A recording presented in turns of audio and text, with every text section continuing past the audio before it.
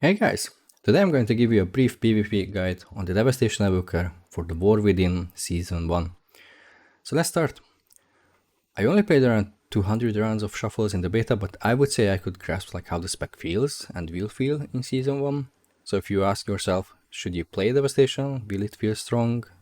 Is it going to be meta? The answer is yes. The playstyle did not change, rotation might be slightly different, but overall you will get the same dragon experience. Well, with some extras because we have mass disintegrate, which is very fun, we have way more mobility, and we have more frequent stuns as well.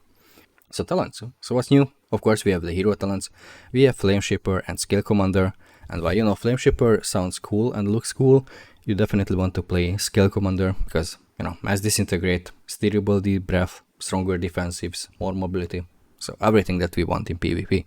First, Evoker tree. Nothing really changed here, it's the same old tree, same old choices. You can move a couple of points around based on the matchups, so you can pick Inherent Resistance against casters, Attune to the Dream against physical, and for more disintegrates, you can even pick Innate Magic. Devastation tree. Again, nothing really changed here. We got an extra talent points with the Titanic Wrath becoming a 1-point node. And with Scale Commander actually focusing on spamming disintegrates, doing it with several modifiers, you may want to drop some previously mandatory talents for better synergy and more fluid gameplay.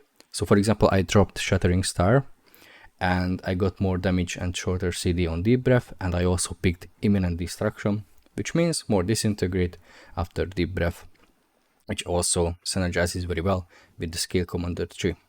Lastly, Scale Commander. We cannot really make choices here, to be honest. There are 3 talent points that you can choose from. So get Hardened Scales for stronger defensives, Diverted Power for more Essence Burst procs, and Slipstream for more mobility.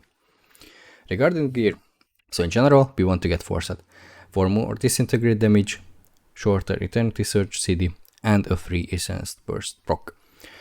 Ideally, you want to get the set pieces on your helm, shoulder, gloves, and legs, and the rest of the items, you can get them however you want, PvP vendors, or you can even craft them.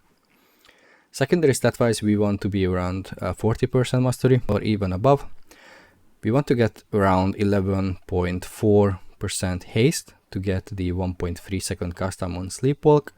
But in order to get this, we need to drop some versatility, meaning that we are going to be more vulnerable. So how can we do this with crafted gear? So for better secondary stats, you can craft necks and rigs.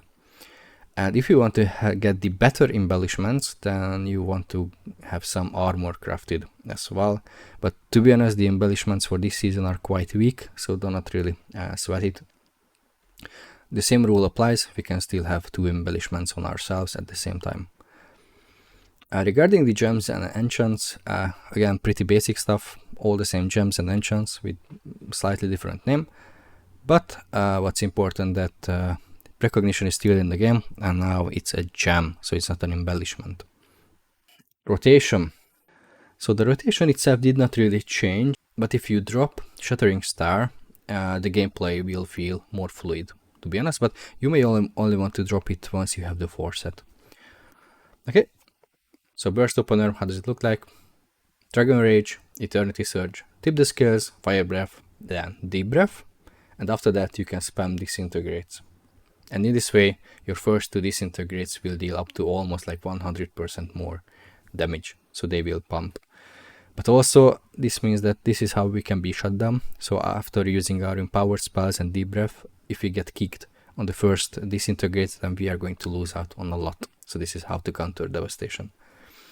Outside of Burst, usual stuff, spam Disintegrates, and once the Empowered spells come off cooldown, use them.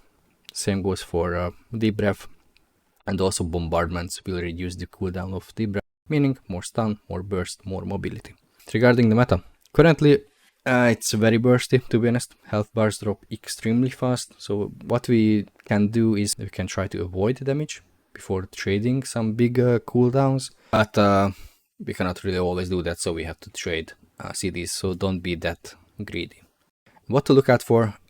Frost mages, they are very strong, they have a lot of roots, and a lot of damage, and of course they are doing it without casting, so we cannot really interrupt them even. So yeah, be mindful of frost mages. Then we have Unholy Decay, again very strong, they pump, they do a lot of damage, and again they have this anti-caster toolkit, which is really annoying, so they can shut us down easily during our burst window. And some, honorable mentions, Ferals, they do very big bites.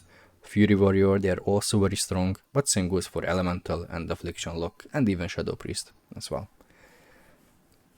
Regarding the healers, the strongest are Preservation and Disc Priest, but also Druid and Shamans, they are also very strong. So getting this Scouring Flame PvP talent might pay off. So yeah, that was it for today. Thank you so much for watching. I hope you guys liked it. I'm going to stream the War Within access, the leveling, so if you want more Dragon content, follow me on Twitch, the link is in the description, and also follow me on YouTube as well, and see you in the next one. Bye bye.